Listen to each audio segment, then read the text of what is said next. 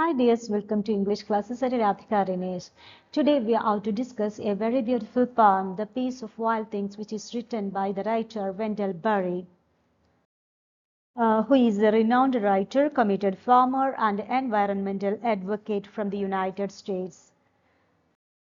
Here is the poem. When despair grows in me, and I wake in the middle of the night at the least, sound in fear of what my life and my children's lives may be, I go and lie down where the wood drake rests in his beauty on the water and the great heron feeds. So here the poet is telling about his teachers. While or amidst of his dream, he will wake during nights. At this time, he is always worrying on his own life as well as the life of his children. We know that today the world is running after something. We don't know what is that.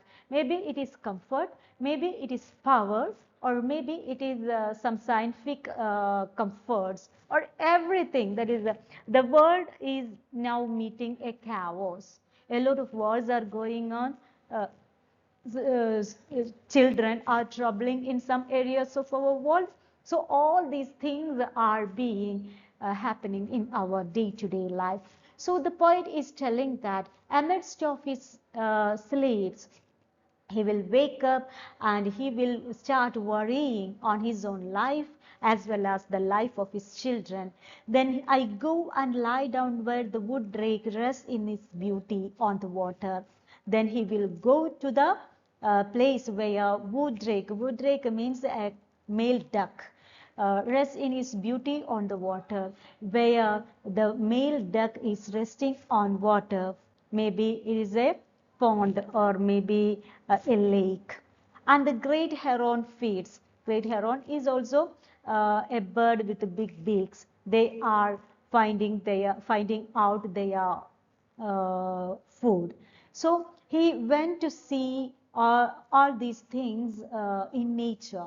That means that is, he is worried. Already he is worried regarding his future, his children's future, etc.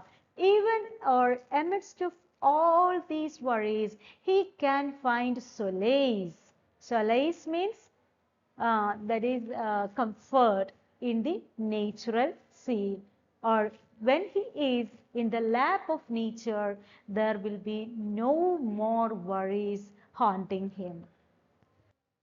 He is very much comfortable when he is with nature.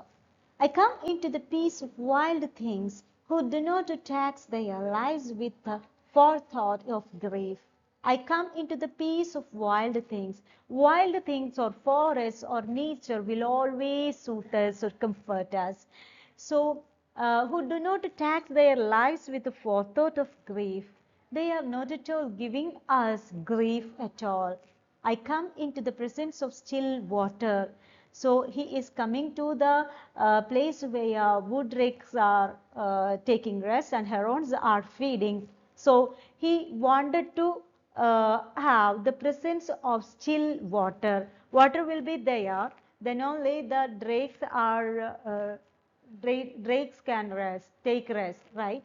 So anyway, he wanted to see some peaceful natural elements. And I feel above me the day blind stars waiting with their light. We know that he has woken up in the night amidst of his sleep, right? So during that time when he is in the lap of nature, he can see uh, blind stars waiting with their light. Stars will be there on the sky. They are showering their light upon him. For a time, I rest in the grace of the world and I am free. So during that time, he feels that he is in the grace of the world. The grace of the world means beauty of the world, and he feels free. Okay, so this is happening in this poem. The poet is telling about his own experience when he is facing a dilemma that the whole world is meeting chaos, or the whole world will ruin so soon, etc. then even amidst of such thoughts, he can find solace or comforts in nature. Let's check the themes of this poem, Nature's Solace. We have already discussed about this while we were discussing the poem. Uncertainty and fear, that is when a war has been broken out, everything can be ruined so easily. It's a known fact in this 21st century. So uncertainty of life is very important, and it is a fear that is spreading over the present generation. Inner peace, he wanted inner peace, that is why he is going to the nature. Connection to the universe, okay, he wanted to be one with nature, he wanted to be rest in the universe, that is why in the open field. Freedom and anxiety, that is he wanted to escape from all these dilemmas and want to rest, take rest in the lap of nature. The poet has used some symbols to showcase his thoughts. Such symbols are wood rake. Wood rake is a symbol of serenity and beauty. It will give some amount of, or it can impart peace to the poet. Then great heron, peaceful coexistence. It's a symbol of peaceful coexistence. Still water, he wanted to go to the place where still water is there. It means calmness. There is no sound will be there at the place where still water is.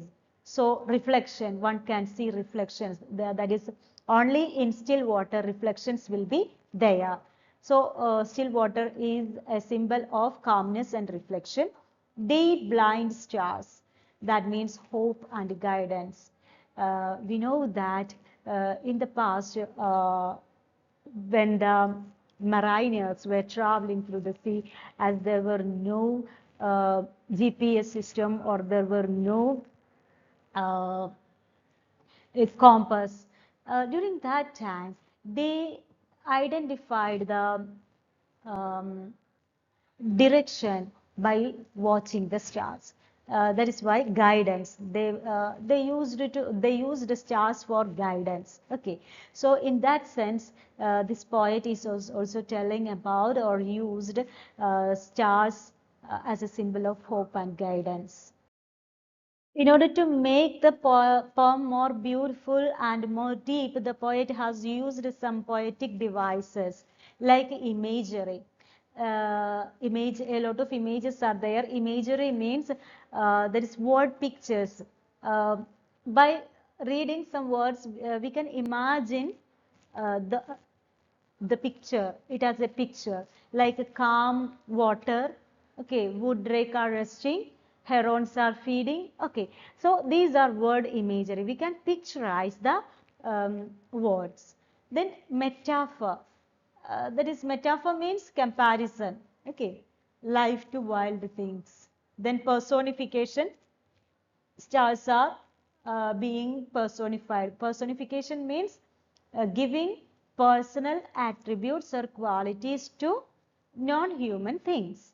Okay, like stars are being personified here, and he says that the stars can guide him. Then enjambment, stream of conscious flow. That is, enjambment means run on lines. That is at the time of ending of each and every line, there is no pause at all.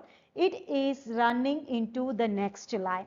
For example, world grows in me and I wake. Okay, sound in fear. Okay, so the line itself is not at all closed.